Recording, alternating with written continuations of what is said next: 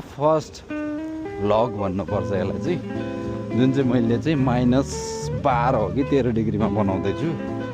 अब कसरी बनाउने हो के बनाउने आउँदैन। अब यस्तै हो स्नोफल, आनन्दै गरेर खाना। अलिकति सुप लगेर गएको छु यहाँ कामबाट। यहाँबाट चाहिँ 15 मिनट जति टक्कै हिँड्यो भने मेरो चाहिँ बस चढ्ने ठाउँ आउँछ। अलिकति पैसा कमाउन नि कहाँ सजिलो छ र यो क्यानाडा भन्ने ठाउँमा। अनि यो चाहिँ मौसम हेर्दाखेरि चाहिँ अलिकति नाजुक नै छ आजको। अब भोलिसम्ममा यस्तै छ अरे यो चाहिँ। अब यस्तै भए पनि के गर्नु, काम त गर्नु पर्यो, भाडा त तिर्नु पर्यो होइन। त्यही भएर म चाहिँ अब यसो यो 8-10 मिनट जति, 2-4 मिनट जति अब ठिक्क चिसोमा झन् वेट नगरौँ भनेको छिट्टो सबभन्दा अगाडि रातो बत्ती बल्छ। अब के भन्नु, अब यस्तै हो, चिसो चिसो छ, वेट गर्नुपर्छ। यो चाहिँ स्टार्ट यस्तै हो, उड्दैछ। अब आज चाहिँ त्यस्तो छैन, यो चाहिँ हिँड्दाखेरि अब त्यो क्यानाडामा हुने यसो हिँडेर जसले अहिले गाडी लिनु भएको छैन उसलाई थाहा होला कतिको के गाह्रो हुन्छ भनेर। अगाडि उड्दैछ, मौसम टक्क लाएर है हुँदैछ, राम्रो मौसम बन्दैछ नि यता। हावाले पनि हान्दैछ। यो चाहिँ हामी चाहिँ निस्केको।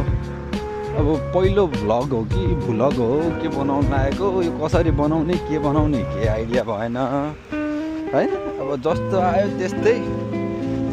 म चाहिँ पहिल्यैबाट अब यसो बनाउने सोचमा थिएँ, तर यो मोबाइल चाहिँ हातमा समाउन मन नपर्ने भएर चाहिँ यो चाहिँ ग्लास मैले चाहिँ अहिले त्यसपछि चाहिँ समात्नु नपर्ने भएको कारणले चाहिँ अब त्यही भएर आँखामा लगाउने, हिँड्दै जाने, बोल्दै जाने भन्ने कुराले चाहिँ गरिएको हो होइन। अब यस्तै छ आजको मौसम चाहिँ होइन। वाउ चिल मौसम। मलाई चाहिँ चिसो चाहिँ मनपर्छ फेरि होइन, मलाई चाहिँ चिसो मनपर्छ एकदमै।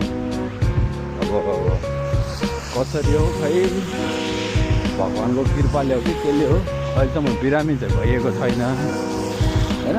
अब भविष्यको कुरा मलाई पनि थाहा छैन, भइएला नभइएला त्यस्तै कुरा हो, नहोस् पनि। तर अब यस्तो राम्रो मौसममा उबरमा 15-20 रुपियाँ खर्च गर्नुभन्दा बरु हिँडेर जान्छु भनेर चाहिँ निस्केको म चाहिँ। आज चाहिँ मेरो बारमा क्लोजिङ झ्यामझुम हानेर पट्किदिइहालेको। फेरि भोलि बारमा छ, त्यही भएर अब आज अलिअलि गरेर अब भोलि बिहान आउने बित्तिकै फेरि हान्नुपर्छ भन्ने कुरामा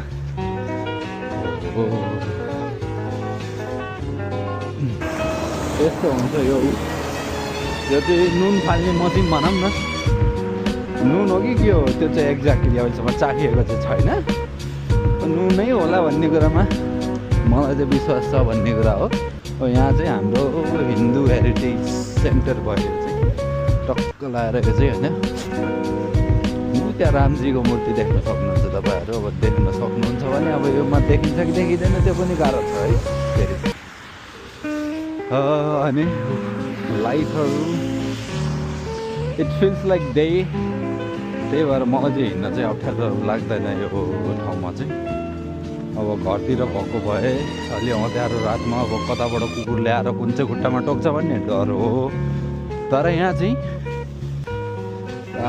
आनन्दले हिँड्दै गयो, कसैले केही भन्दैन, कसैको केही उ पनि हुँदैन है। त्यही भएर चाहिँ त्यस्तो डर भन्ने कुरा चाहिँ हुँदैन। सो त्यो छ यहाँको चाहिँ एउटा विशेषता भनेको। यो चाहिँ म बस वेट गर्दाखेरि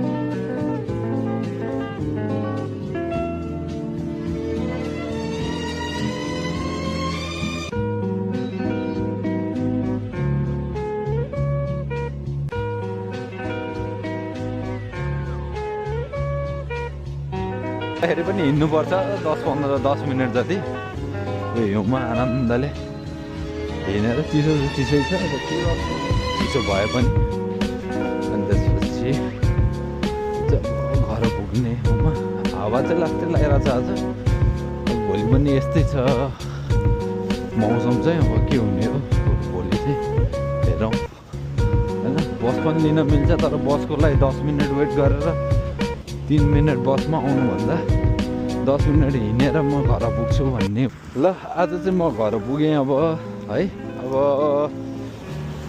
भोलिको दिन चाहिँ कसरी गयो भनेर अब भोलिको भिडियोमा बनाउँला हेर्दै गर्नु होला अब राम्रो लाग्यो भने ठिकै छ क्यारे नराम्रो लाग्यो भने ठिकै छ अब के भन्नु छ र अब त्यस्तो प्रो चाहिँ होइन प्रोफेसनल होइन ठिकै छ अब बिस्तारै अरू पनि बनाउँदै जाउँला केही भएन हस् धन्यवाद thank you bye take care